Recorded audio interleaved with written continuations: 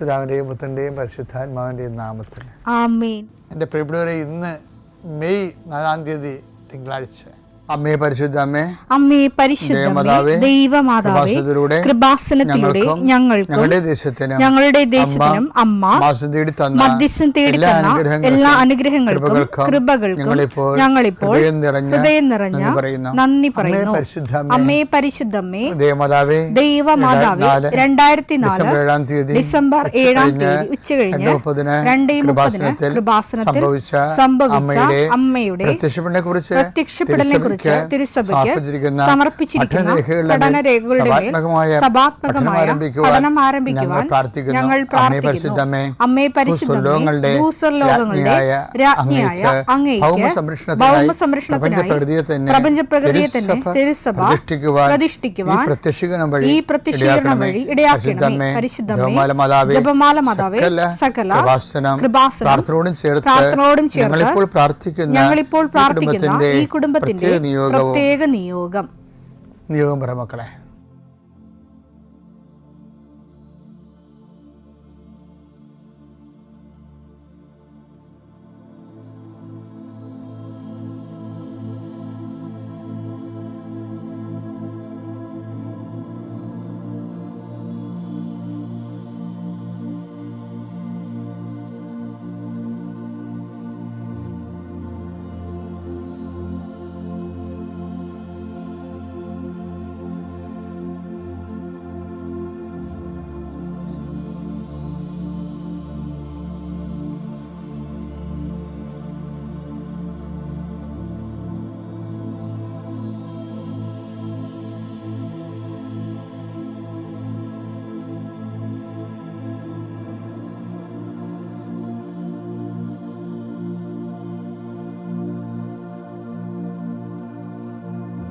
അമ്മയുടെ പ്രത്യക്ഷീകരണത്തിന്റെ ഈ അനുഗ്രഹവേളയിൽ ഞങ്ങൾക്ക് സാധിച്ചു തരുവാൻ കനിയണമേ. ആമേൻ. വിശ്വാസ പ്രമാണം.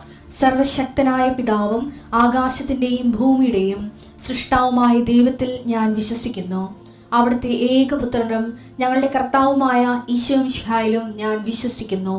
ഈ പുത്രൻ പരിശുദ്ധാത്മാവിനാൽ ഗർഭസ്ഥനായി കന്യകാമറിയത്തിൽ നിന്ന് പിറന്ന് പൊന്തിയോസ് പീലാത്തോസിന്റെ കാലത്ത് പീഡകൾ സഹിച്ച് കുരിശിൽ തറയ്ക്കപ്പെട്ട് മരിച്ച് അടക്കപ്പെട്ട് പാതാളങ്ങളിൽ ഇറങ്ങി മരിച്ചവരുടെ ഇടയിൽ നിന്ന് 3-ാം നാൾ ഉയർത്ത് സ്വർഗത്തിലേക്ക് എഴുന്നള്ളി സർവശക്തിയുള്ള പിതാവായ ദൈവത്തിന്റെ വലതുഭാഗത്തിരിക്കുന്നു.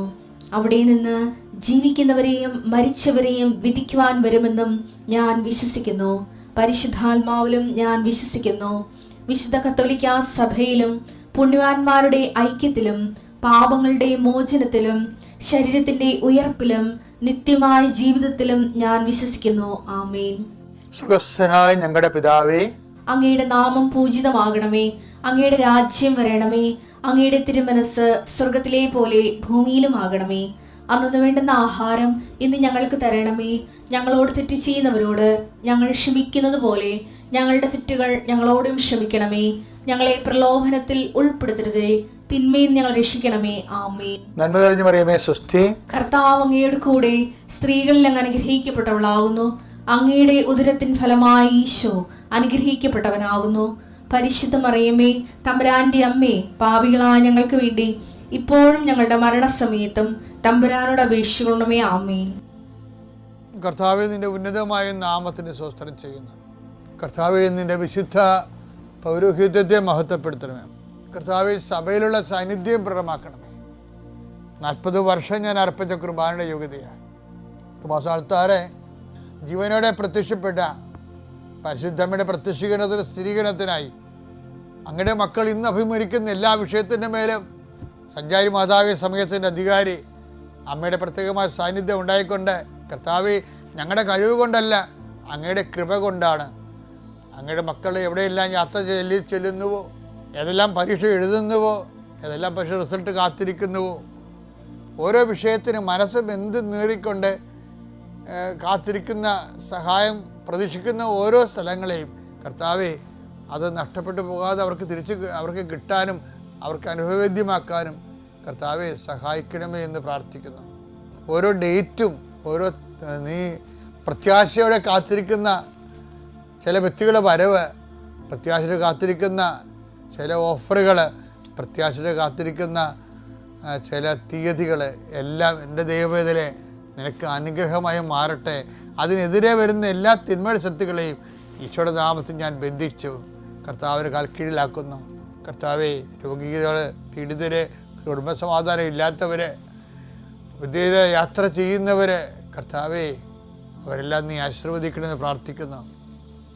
എൻ്റെ കർത്താവിൻ്റെ ഉന്നതമായ നാമത്തിൽ സഭയുടെ അധികാരത്തിൽ കുരിശിൻ്റെ അടയാളത്തിൽ ഉപരി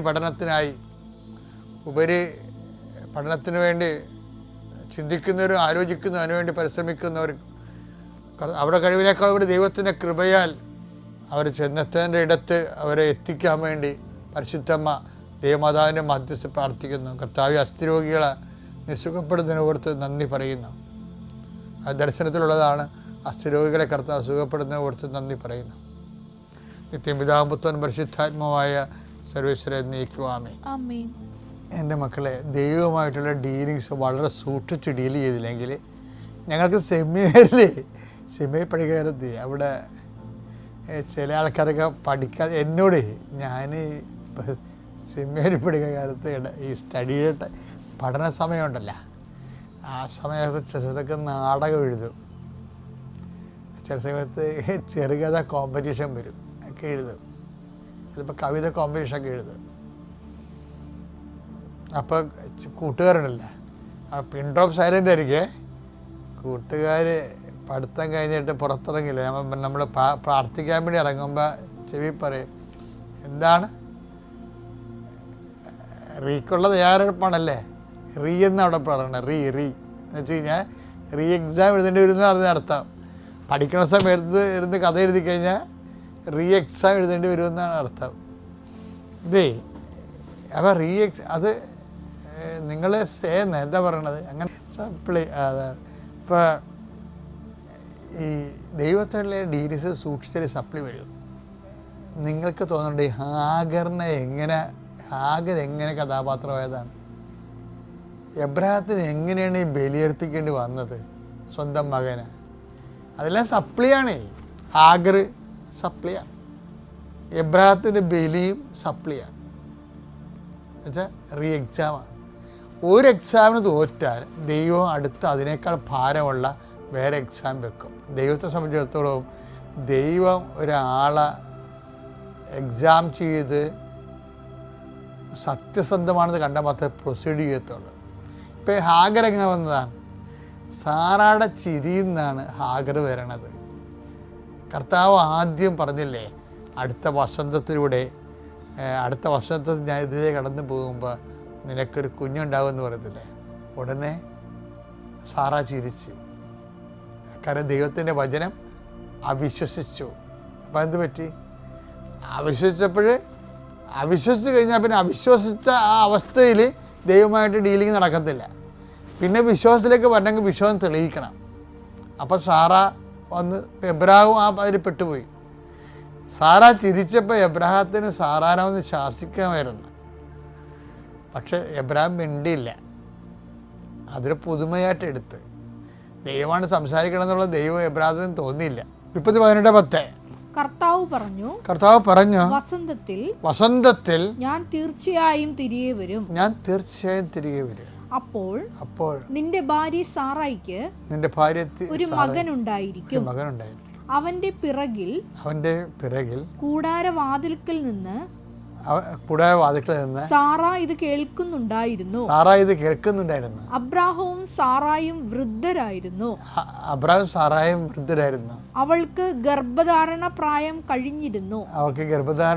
കഴിഞ്ഞിരുന്നു. അതിനാൽ സാറാ ഉള്ളിൽ ചിരിച്ചുകൊണ്ട് പറഞ്ഞു, എനിക്ക് പ്രായമേറെയായി, ഭർത്താവും വൃദ്ധനായി, എനിക്കിനി സന്താന സൗഭാഗ്യം ഉണ്ടാകുമോ? അതായത് ഇതിനകത്ത് ഒരു വാക്ക് ദൈവം തിരികെ ചേർത്തിട്ടുണ്ട്. 11 വായിച്ചേ. കർത്താവ് പറഞ്ഞു, വസന്തത്തിൽ ഞാൻ തീർച്ചയായും തിരികെ വരും. അതിൻ്റെ തീർച്ചയായും തിരികെ വരുമെന്ന്, തീർച്ചക്കാണ് പ്രാധാന്യം. വസന്തത്തിൽ ഞാൻ തീർച്ചയായും തിരികെ വരും എന്ന് പറയുമ്പോൾ അപ്പോൾ നിന്റെ ഭാര്യ സാറായിക്ക് ഒരു മകനുണ്ടായിരിക്കും. അപ്പോൾ എന്താണ്, ഞാൻ അടുത്ത വസന്തത്തിൽ തീർച്ചയായും ഞാൻ തിരികെ വരും. അപ്പോൾ തീർച്ചയായും നിന്റെ ഭാര്യ സാറായിക്ക് ഒരു മകനുണ്ടായിരിക്കും. അത് ആ തീർച്ചയായും എന്നുള്ളത് അണ്ടർസ്റ്റുഡാണത്. പക്ഷെ ഇത് വചനം കേട്ടിട്ട് ആ പൊട്ടിക്ക് മനസ്സിലായില്ല. അവൾ ചിരിച്ചു കഴിഞ്ഞാലുള്ളവരുടെ കുഴപ്പം വെച്ചാൽ ദൈവത്തിൻ്റെ വചനം അവർ കേട്ട വചനം അവർക്ക് പ്രയോജനപ്പെട്ടില്ല. കാരണം അവരത് വിശ്വസിച്ചില്ല എന്ന് പറയുന്നില്ല. ഹെബ്രായർ 4:2 എന്നാൽ അവർ കേട്ട വചനം അവർക്ക് പ്രയോജനപ്പെട്ടില്ല. കാരണം അവർ അത് വിശ്വസിച്ചില്ല. അതാണ് വചനം. ഇപ്പം ഇവിടെ ചിരിച്ചപ്പോൾ എന്ത് പറ്റി? വചനം വിശ്വസിച്ചില്ല. അപ്പോൾ ആ കേട്ട വചനം ഇനി പ്രയോജനപ്പെടത്തില്ല. അപ്പോൾ ദൈവം എന്ത് ചെയ്ത്, ഇനി ഇവരുടെ അവിശ്വാസം ടെസ്റ്റ് ചെയ്യാൻ വേണ്ടി എന്ത് ചെയ്ത്, ലോത്തിനെ ഇളക്കി വിട്ട്. ലോത്തൊക്കെ വെറുതെ അവിടെ ഇവൻ പറഞ്ഞ ഈ ലോത്തൊക്കെ ഇവർ പറഞ്ഞ കേട്ട് ഈ കുഞ്ഞാടിനെ പോലെ പറയുകയാണ്. അല്ലെങ്കിൽ എബ്രാഹിം കൊണ്ടുവരുക ലോത്ത് വല്ല ഗുണ്ടായുസം കൊണ്ടാണ് കാണിക്കണമെന്നുണ്ടെങ്കിൽ ലോത്ത് വീട്ടിൽ നിന്ന് ഇറങ്ങിപ്പോരുമ്പോൾ പഞ്ചപുച്ച മുടക്കിയ ഇയാളുടെ ഒരു ദാസനായിട്ട് പോകുന്ന ആളാണ്. പക്ഷേ ഇവർ ദൈവത്തിൻ്റെ മുമ്പിൽ ചിരിച്ച് പണി മേടിച്ചപ്പോൾ ലോത്തിൻ്റെ യഥാർത്ഥ രൂപം കാണിച്ചു. എന്താണ്, അവനവരുടെ കൂട്ടുകാരെല്ലാം കൂടിയിട്ട് പിന്നെ എബ്രാഹത്തിനെ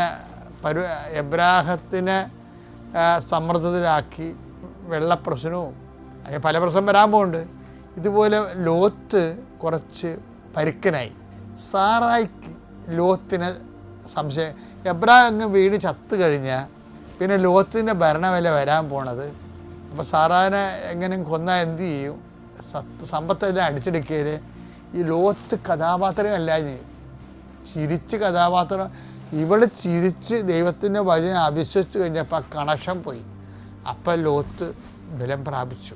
നമുക്ക് ചുറ്റും ഉണ്ടാകുന്ന കുഴപ്പമാണ്, നിങ്ങൾ ഈ പ്രാർത്ഥന മുടക്കുകയും നിങ്ങൾക്ക് ഇത്തിരി പണം കിട്ടിക്കഴിയുമ്പോഴും ജോലി കിട്ടിക്കഴിയുമ്പോൾ ദൈവത്തിനൊക്കെ മറക്കുകയും ചെയ്യുമ്പോൾ എന്ത് പറ്റും? നിങ്ങൾക്ക് ജോലി കിട്ടണമെങ്കിൽ നിങ്ങളുടെ ഭാര്യയും ഭർത്താവായിട്ട് ഭയങ്കര സ്നേഹവും പൊന്നും തേനും ഒക്കെ ആയിരുന്നു, മക്കളുമായിട്ടൊക്കെ ഭയങ്കരമായിരുന്നു.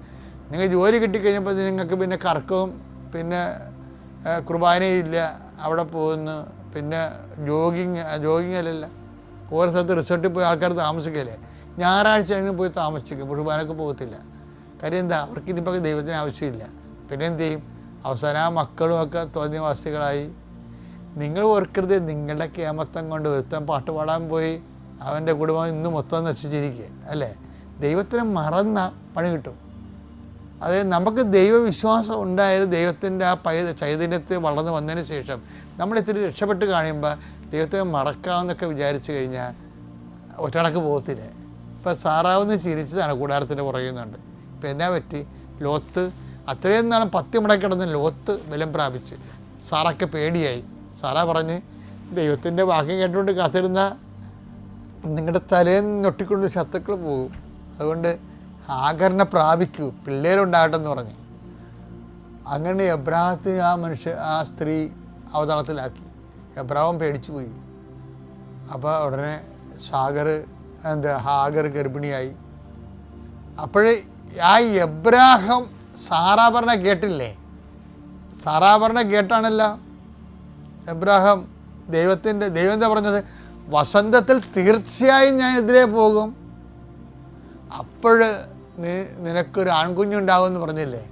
അത് കേട്ട ആളാണ് എബ്രാഹം സാറാ പറഞ്ഞ കേട്ടപ്പോൾ ഇനിയിപ്പോൾ ദൈവം എപ്പോഴാണ് അറിയത്തില്ലല്ലോ എന്ന് ചെയ്തുകൊണ്ട് അയാൾ ആഗറിനെ പ്രാപിച്ചു. ഇസ്മയിൽ ജനിച്ചു. പിന്നെ എന്ത് ചെയ്ത്? ദൈവം വാക്ക് പാലിച്ചു.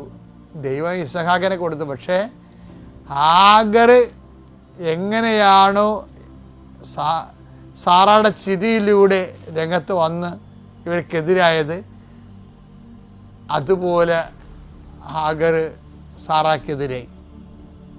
ദൈവം പറഞ്ഞാൽ കേൾക്കാതെ എബ്രാഹം സാഗറിനെ പ്രാപിച്ചതിൻ്റെ പേരിൽ പിന്നെ എന്ത് ചെയ്യും? അതിനേക്കാൾ വലിയ പരീക്ഷണത്തിന് അഭിമുഖീകരിക്കേണ്ടി വന്നു. അതാണ് ഇസഹാക്കിൻ്റെ ബലി എന്ന് പറയണത്. ഇസഹാക്കിൻ്റെ ബലി എബ്രാഹം മരത്തി വെച്ചതാണ്. ഈ ഹാഗറിനെ പ്രാപിക്കാതിരുന്നെങ്കിൽ, കർത്താവിൻ്റെ വചനം പോലെ വിശ്വാസത്തോടെയും പ്രത്യേകം കാത്തിരുന്നെങ്കിൽ എബ്രാഹത്തിൻ്റെ ബലി ഒഴിവാക്കാമായിരുന്നു. അത് എൻ്റെ ഒരു സ്വകാര്യ ചിന്തയാണ്. സഭ ഇങ്ങനെ ഈ വിഷയത്തിൽ അങ്ങനെ ഒരു പഠനങ്ങളൊന്നുമില്ല. എന്നാലും ഈ പ്രലോഭനങ്ങൾ രണ്ടും നമ്മളെപ്പോഴും ഞാൻ നിങ്ങളോട് ഉദ്ദേശിക്കുന്നത് ഒരു കാര്യം ദൈവത്തിൻ്റെ പേരിൽ ദൈവത്തെ അവിശ്വസിച്ചുകൊണ്ട് നമ്മൾ ദൈവത്തെ ഒഴിവാക്കിയാൽ, നമ്മൾ അതിനേക്കാൾ വലിയ ഒരു കുരിശ് ഒഴിവാക്കിയാൽ അതിനേക്കാൾ ഇനി വരുമ്പോൾ അതിനേക്കാൾ വലിയ കുരിശായിരിക്കും. അതാണ് ഓരോ ഈ എബ്രാഹത്തിൻ്റെ സാറായുടെയും കഥയുടെ അന്തർധാരയിൽ പോകുന്ന ഒരു നൂലതാണ്. ശരിക്കും എബ്രാഹത്തിന് രണ്ടിനും പണി കിട്ടില്ലേ? തിരിച്ച് സാറായ്ക്ക് ഹാഗറിൽ നിന്ന് സമ്മർദ്ദം ഉണ്ടായി. സാറാ പറഞ്ഞ കേട്ട് ഹാഗറിനെ പ്രാപിച്ച എബ്രാഹത്തിന് സ്വന്തം മകനെ ബലിയർപ്പിക്കേണ്ടി വരുന്ന, ബലിയർപ്പിച്ചതിലേക്ക് പോലും ആ ടെൻഷൻ എന്ന് പറഞ്ഞാൽ വല്ലാത്ത ടെൻഷനല്ലേ അയാൾ അനുഭവിച്ച് കൂട്ടിയത്.